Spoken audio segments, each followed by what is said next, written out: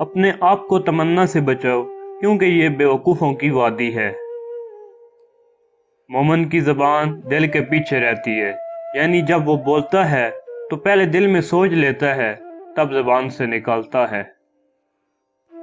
جو دنیاوی حیثیت میں تجھ سے زیادہ ہے اس کو مت دے کہ ناشکری پیدا ہوگی۔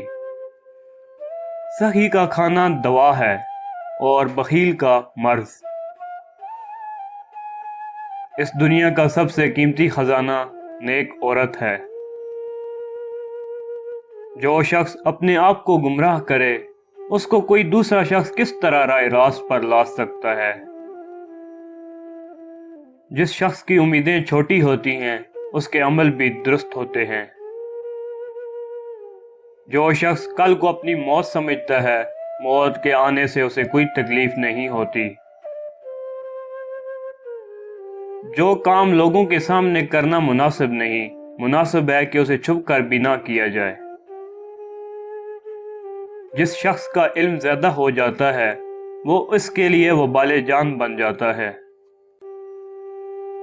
اگر دنیا ہمیشہ ایک شخص کے پاس رہتی تو اب جن کے پاس موجود ہے ان کو ہرگز نہ ملتی۔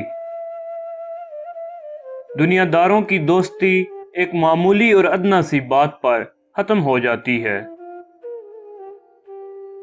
لوگوں کے سامنے نصیحت کرنا ایک طرح کی ملامت ہے۔ دین کی درستگی دنیا کے نقصان کرنے سے حاصل ہوتی ہے۔ اپنی عقلوں کو ناقص سمجھتے رہو کہ عقل پر بھروسہ کرنے سے ضرور غلطی سرزد ہو جاتی ہے۔ اپنی جان پر حد سے زیادہ سختی بھی نہ کرو، ایسا نہ ہو کہ تم ہمت ہار کر بیٹھ جاؤ۔ خدا سے راضی ہونے کی دلیل یہ ہے کہ بندہ اس کی تقدیر پر راضی رہے۔ دیدہ و دانستہ غلطی قابل معافی نہیں ہوتی۔ تمہارے دلوں سے اگر موت کا یقین دور نہ ہوتا تو فضول کی امیدوں کا غرور اور فریب تم پر غالب نہ آتا۔